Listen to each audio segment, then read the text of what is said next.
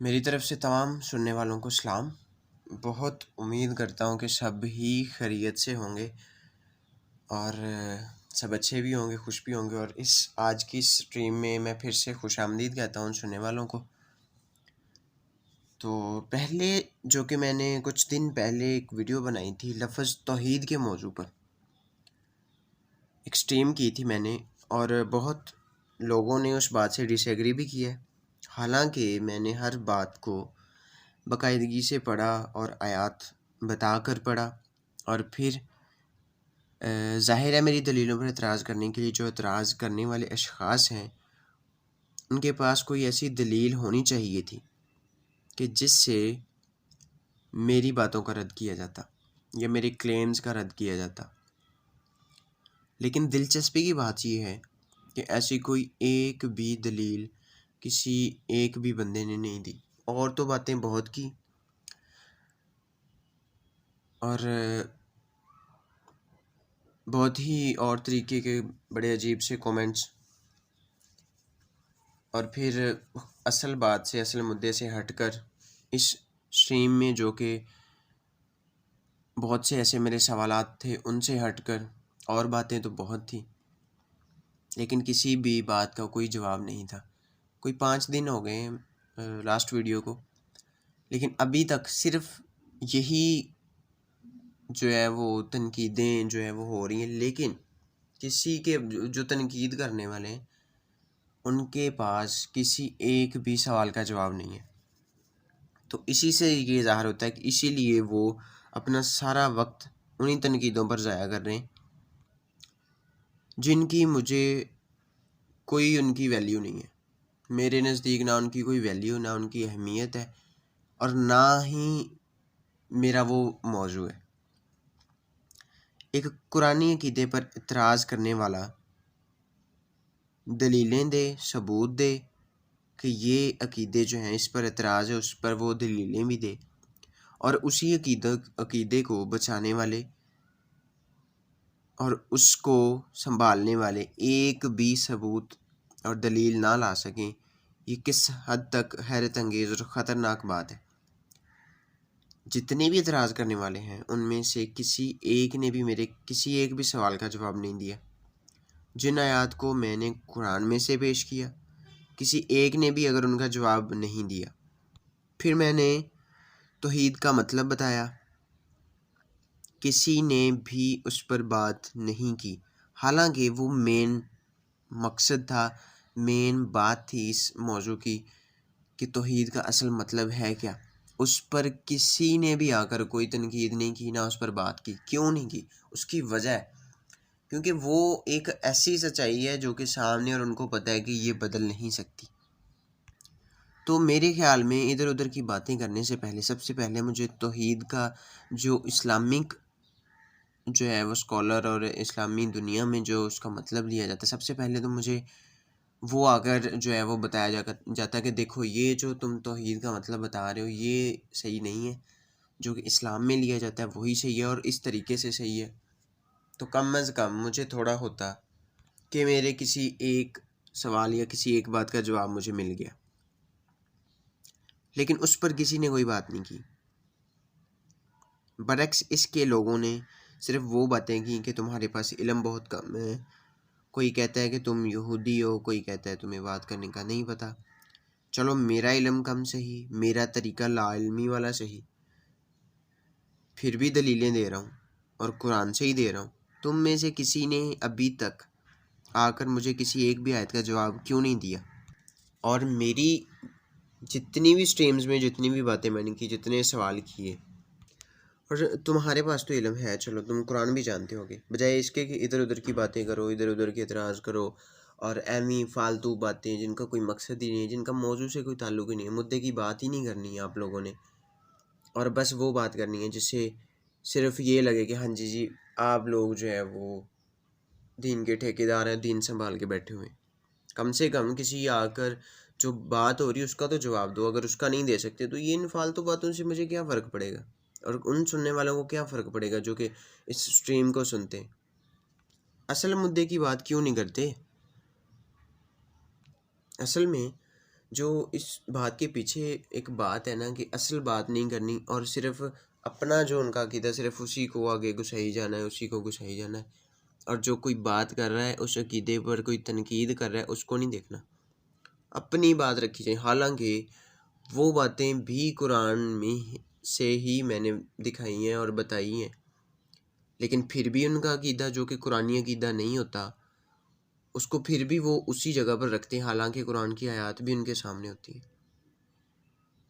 तो फिर ये तो सीधा सीधा कुरान से इनकार है, और इसके अलावा तो और कोई बात मुझे तो नहीं नज़र आती कि सीधा सीधा कुरान से इनकार है कि कुरान की आयत को आप उसको नहीं देखते कि उसमें क्या लिखा हुआ है, और फिर उसके अलावा अपनी जो आपके अपने बनाए हुए अकीदे उनको सामने रखते हैं और उन्हीं पर दलीलें और उन्हीं पर आपके जो है वो नस्लें गुजर चुकी हैं और वही जो है वो शुरू से चलता आ रहा है और ऐसे ही रहना है। लेकिन जो अगर कोई कुरान में से कोई बात सामने रख दी जाए कि इसका ये मतलब नहीं, इसका ये है, तो उस पर किसी ने बात नहीं करनी। उसके अलावा जो उसका उसके मुताबिक अपना अकीदा बनाया हुआ है, अपनी सोच के मुताबिक, सिर्फ उसी की बिना पर जो है वो सारा कुछ चलता है।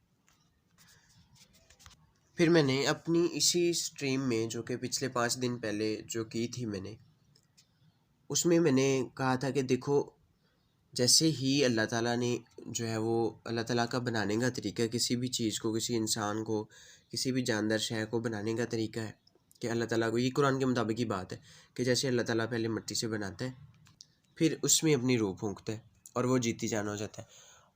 और इसके साथ ही मैंने इसकी मिलती जुलती बात ये बताई कि चूँकि अल्लाह ही सिर्फ तख्लीक कर सकता है, तो फिर हज़रत ईसा ने तख्लीक कैसे कर दी? तो इसका मतलब है कि अगर हज़रत ईसा भी सेम वही मेथड से तख्लीक कर रहे हैं कि मिट्टी से परिंदा बनाते हैं और उसमें फूंक मारते हैं और वो जीती जान हो जाता है, और मुर्दे ज़िंदा करते हैं, कोड़ियों को शिफा देते हैं, अंधों को शिफा देते हैं, ठीक है।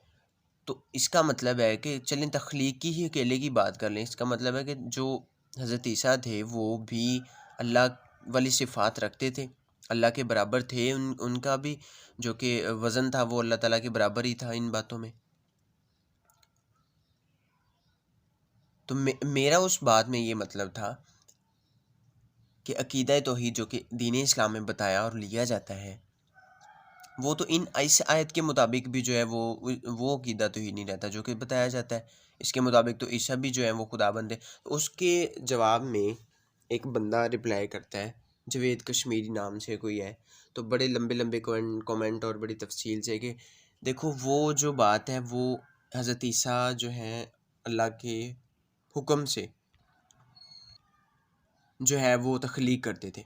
अब अरबी में साथ में, और अरबी भी लिख रहा है ना, अरबी लिख रहा है साथ और नीचे उसका तर्जमा लिख रहा है, मेहनत से कमेंट कर रहा है, लेकिन उसको ये नहीं पता कि अरबी में जो है वो बिइज़्निल्लाह लिख रहा है और नीचे तर्जमे में मुझे बता रहा है कि अल्लाह के हुक्म से करते थे। हालांकि वो सेम कॉपी पेस्ट कर रहा है कुरान से जैसे ही उसका तर्जमा हुआ है, और कुरान में भी बिइज़्निल्लाह का तर्जमा हुक्म ही हुआ है। हालांकि बिइज़्निल्लाह का मतलब हुक्म नहीं है, बिइज़्निल्लाह का मतलब अल्लाह ताला का हुक्म नहीं, बल्कि बिइज़्निल्लाह का मतलब है कि अल्लाह ताला की इजाज़त से, अल्लाह ताला ने ईसा को इजाज़त दी हुई थी कि उसने जो भी करना है वो कर सकता है, ठीक है। यही बात अगर मैं आपको बाइबल के मुताबिक समझाऊँ तो आपने कहना ये नहीं, ये तो शिरक है, ये तो हो ही नहीं सकता। यही बात जब कुरान के मुताबिक हो रही है फिर भी वो यही कहते हैं कि देखो ये हो ही नहीं सकता। भाई चलो ठीक है, बाइबल के मुताबिक नहीं हो सकता, बाकी अकीदों के मुताबिक नहीं हो सकता, बाकी किताबों के मुताबिक नहीं हो सकता, कुरान के मुताबिक हो सकता है या नहीं? उसकी बात तो मानते हो, उसके मुताबिक भी नहीं हो सकता। बिइज़्निल्लाह का मतलब अल्लाह ताला की इजाज़त है, अल्लाह ताला का हुक्म नहीं है। ये बात अपने दिमागों में बिठा लो, और ये जो गलत, शुरू से ही इस बात को गलत तर्जुमों में घुसाया गया है ना, इसको ज़रा कम करो और इसको जैसे अरेबिक टेक्स्ट में लिखा हुआ है ना उसके मुताबिक देखो, और अरेबी की जो लुगत है ना उसके मुताबिक देखो। जावेद कश्मीरी साहब, जाकर इसका तर्जुमा देखो, और हज़रत ईसा अल्लाह ताला के हुक्म से नहीं बल्कि अल्लाह ताला की इजाज़त से वो तमाम काम करते थे जो अल्लाह कर सकता है, सिर्फ़ अल्लाह कर सकता है। और ये अकीदों में से एक अकीदा कि अल्लाह ताला ही सिर्फ़ तख्लीक अल्लाह ताला कर सकता है। तो फिर यहाँ पर कुरान के मुताबिक ही के अकीदों की जो है वो यहाँ पर आपके जो ये अकीदे हैं कि अल्लाह ताला ही सिर्फ तख्लीक कर सकते हैं, इसी को रद्द करने के लिए कुरान की 340 जो 9 है, सूरह इमरान की 49 नंबर जो आयत है, इसी बात को जो है वो कुरान की ही बात को रद्द करती है, क्योंकि हज़रत ईसा जो है वो तख्लीक कर रहे हैं। अब ये चलो ये एक अलग बात है कि वो इजाज़त से करे या हुक्म से करे, हालांकि वो इजाज़त से कर रहे, ठीक है, लेकिन फिर भी तख्लीक हो रही, तख्लीक कर रहे और वैसे ही कर रहे जैसे कि अल्लाह ताला कर रहे।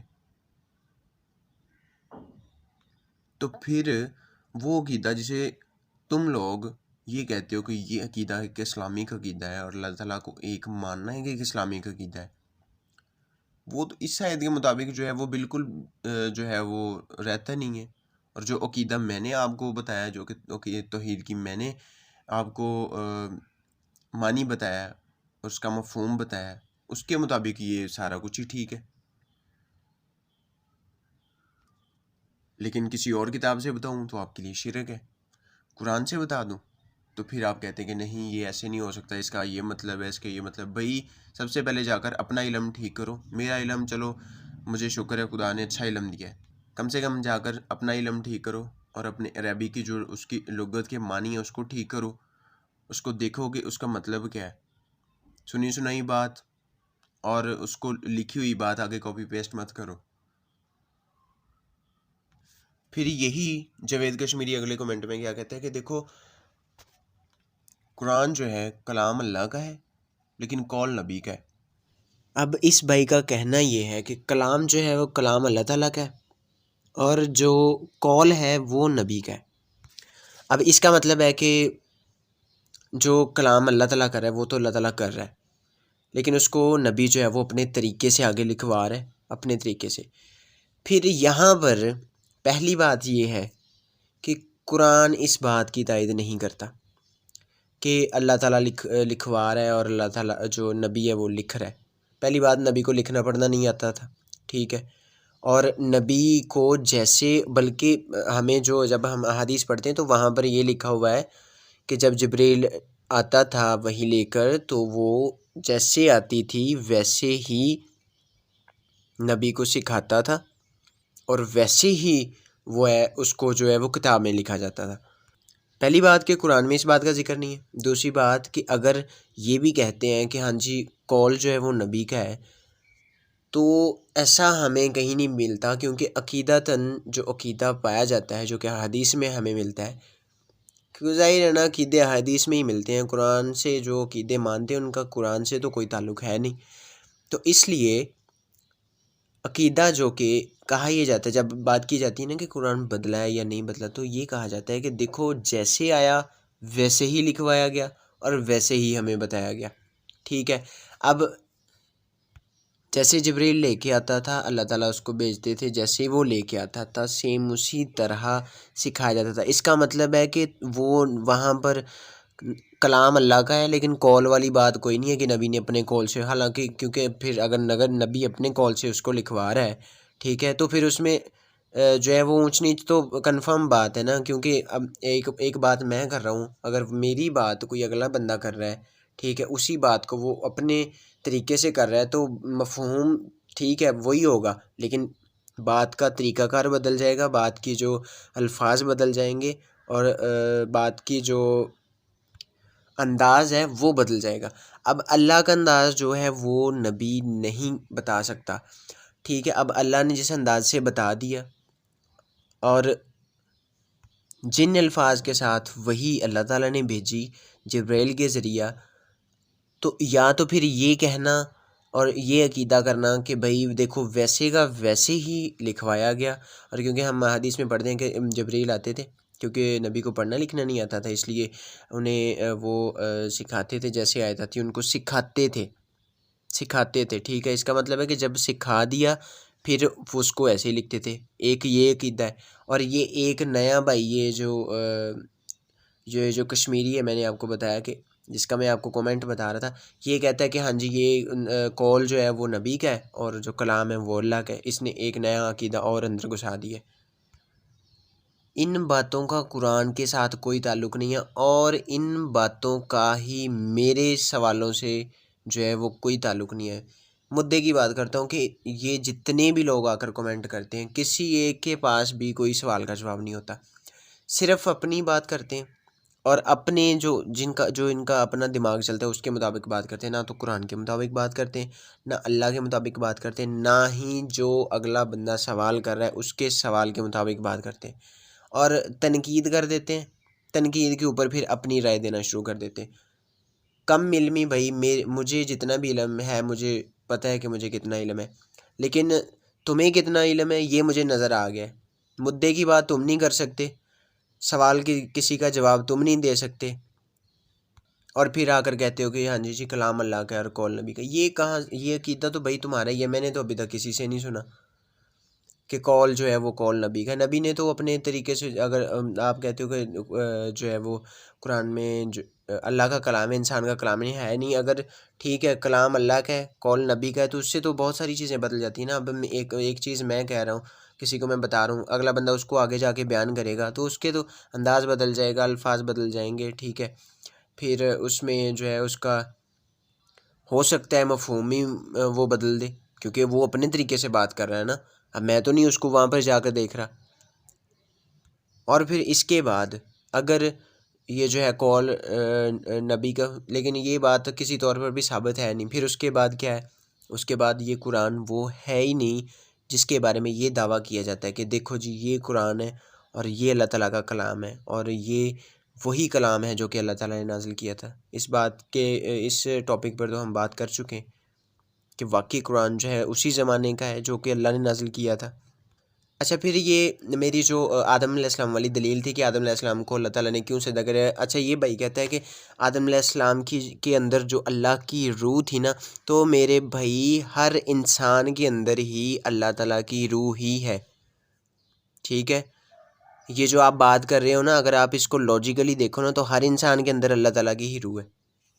अकेले आदम के अंदर अल्लाह ताला की रूह नहीं थी, और अगर अल्लाह ताला की भी रूह ही थी तो फिर कुरान में अल्लाह कहता है कि देखो ये मैं सजदा इसलिए करवा रहा हूँ, बल्कि वहाँ पर लिखा हुआ है कि उसको नाम सिखाए गए तमाम चीज़ों के। तो जब उसको फरिश्तों को पूछा कि हाँ जी आप बताओ, उन्होंने नहीं बताया, तो आदम ने बताया, तो फिर उन्होंने कहा कि हाँ जी करो अब सजदा।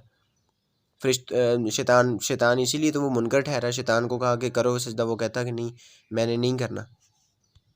कुरान में किधर लिखा है कि हाँ जी अल्लाह कह रहा है कि मेरी रूह है और मैं इसको सजदा करूँ? ये भाई तुम लोगों की अपनी तफसीरें हैं और तुम लोगों की ये अपने जहन है जिससे ये खुद बातें घड़ी हुई हैं। इसके अलावा ये कुछ नहीं है। ये तुम लोगों का अपना सोच का मुकाम है कि हाँ जी देखो वो अल्लाह की रूह थी इसलिए। ये तुम लोगों ने सिर्फ़ और सिर्फ अपने अकीदों को कायम व दायम रखने के लिए इन बातों को गढ़ा हुआ है। इसके अलावा इसकी कोई हकीकत नहीं है। कुरान नहीं कहता कि ये अल्लाह की रूह है इसलिए अल्लाह ताला ने उसको सजदा करवाया। अल्लाह ताला ने खुद कहा, ये जाता है ना कि अल्लाह ताला अपनी सुन्नत नहीं बदलता, तो फिर अल्लाह ताला ने खुद ये कहा कि सजदा अल्लाह को करवाया, और उसके बाद ये कहा कि चलो जी सजदा करो अब आदम को। तो फिर आदम भी तो अल्लाह अल्लाह खुद आदम को अपने बराबर ठहरा रहा है। और सूरह हिजर उसकी 28 नंबर आयत, जो इस हवाले के, जो इस बात के बारे में हवाला मुझे दिया, इसका भाई ये मतलब नहीं है कि अल्लाह ने कहा कि हाँ जी देखो मैं उसको अपनी सड़े हुए गारे से उसको बनाकर उसमें अपनी रूह फूंकूंगा और तुम उसके सामने सजदे में गिर पड़ना। उसका मतलब ये नहीं है कि उसको अपनी रूह फूंक रहा है इसलिए उसके सामने सजदे में गिर पड़ना। ये तुम लोगों की अपनी घड़ी हुई बात है। अच्छा, तो अब कितनी कितनी एक जाहलियत की बात है कि ये इसी कमेंट में आगे बात है कि अच्छा अल्लाह ने जो है फिर वो उसको आदम को रूह फूंकने से पहले सजदा क्यों नहीं? भाई रूह फूंकने से पहले तो वो मिट्टी था, उसको कैसे सजदा करवाता वो? अल्लाह ताला कैसे सजदा करवाता? उससे पहले तो वो मिट्टी था, सड़े हुए गारे से उसको बनाया। अभी तो रूह फूंकी नहीं है, वो जीती जान हुआ नहीं है, तो उसको कैसे सजदा करवा देते? और वहदानियत के मानों को मैं नहीं बदलने की कोशिश कर रहा, मैंने आप लोगों के सामने स्क्रीन पर लगाया कि देखो जो तौहीद का मतलब है वो क्या है, और जो जो अहले इस्लाम लेते हैं वो तौहीद का मतलब नहीं है। वो तुम लोगों ने अपने आप पास से बनाया हुआ है। वो तौहीद का मतलब नहीं है। तौहीद का असल मतलब वो है जो मैंने आपको स्क्रीन पर दिखाया, और मैंने दिखाया कि ये क्या चीज़ है। और तौहीद का असल में मतलब क्या है, और तौहीद जो मानते हैं वो लोग कौन है। तुम लोग तो भाई तौहीद मान ही नहीं रहे, तौहीद के आसपास भी नहीं हो। किसी एक चीज़ की बुनियाद जो है मुझे अभी तक जो है वो कुरान से नहीं मिली। जितनी भी बुनियादें, जितने भी सतून, और ये जो 5 सतून हैं दीन इस्लाम के 5 अरकान हैं, मैंने इनकी हर एक की एक-एक करके तफ़सीलन जो है बात की है। किसी एक का भी हमें, और कहा यह जाता है कि देखें जी कुरान मजीद जो है एक मुफ़स्सल किताब है और इसमें हर चीज़ का हल मौजूद है। और भाई हर चीज़ को छोड़ो, कम से कम उन 5 चीज़ों जो कि बुनियादी हैं जिन पर दीन इस्लाम की इमारत खड़ी हुई है, कम से कम मुझे उनकी तो कोई ना कोई सर मुँह दिखे, उनका तो कोई चीज़ नज़र आए। उसके अलावा तो दुनिया जहान की चीज़ें तो बाद का मसला है ना, वो तो बाद का काम है कि उनमें है या नहीं है, लेकिन कम से कम उसका तो दिखाओ। अकीदा तो ही जो जिसको मौजू बनाकर और जिसको मैं मुद्दा बनाकर आप लोगों के सामने पेश कर रहा हूँ, उसको मैंने दिखाया है कि तौहीद क्या है। आपकी जो तौहीद है आप मुझे दिखाओ कि वो क्या है। आपकी तौहीद ही वही है ना, उसका कोई मतलब है। जो तौहीद, जो लफ्ज़ तौहीद का मफ़हूम मैंने आपको बताया ना, उस तौहीद का जिसकी बात मैंने की है, जिसकी बात आप लोग करते हैं, उसका भी कुरान से कोई ताल्लुक़ नहीं है, उसका नबी की तालीम से कोई ताल्लुक़ नहीं है। और सिर्फ़ उन आयतों के बारे में ये कह देना कि देखो जी ये तो नबी का कौल है और इसलिए नबी अल्लाह ताला कलाम कर रहा है और नबी उसके बारे में जो है वो बात कर रहा है, और सिर्फ़ नबी जो है फिर बाकी लोगों की भी बात कर रहा है। भई ये सब कुछ नहीं है। कम से कम मुझे एक अल्लाह का वजूद कुरान मजीद से साबित करो। नबी की तालीम से तो साबित हो नहीं सकता, क्योंकि नबी ने एक अल्लाह के को सजदा करने की और फिर एक अल्लाह की इबादत करने की तालीम दी नहीं है। ठीक है, कम से कम कुरान से अपना अकीदा साबित करो, और अगर नहीं कर सकते तो फिर जो मैंने साबित किया उस पर निगाह करो। उन आयात को देखो, वो मैंने कुरान से ही पढ़ी है। एक बंदा आगे कमेंट कर रहा है, वो कहता है कि हाँ जी देखो बात कुरान की कर रहे हो, पढ़ पढ़ कोई और बुक रहे हो। भाई मैं वही तर्जमा पढ़ रहा हूँ जो कि सदियों से चलता आ रहा है, और तुम लोग उसी को मानते हो। वही तर्जमा अभी भी मैं पढ़ रहा हूँ, और बाद में भी मैं आपके सामने वही रखूँगा। वही तर्जमा जो कि आप लोग भी पढ़ते हो, मैं भी वही पढ़ रहा हूँ। ये कोई उर्दू की किताब नहीं मैं पढ़ रहा, अपने पास से नहीं मैंने तर्जुमा कर दिया।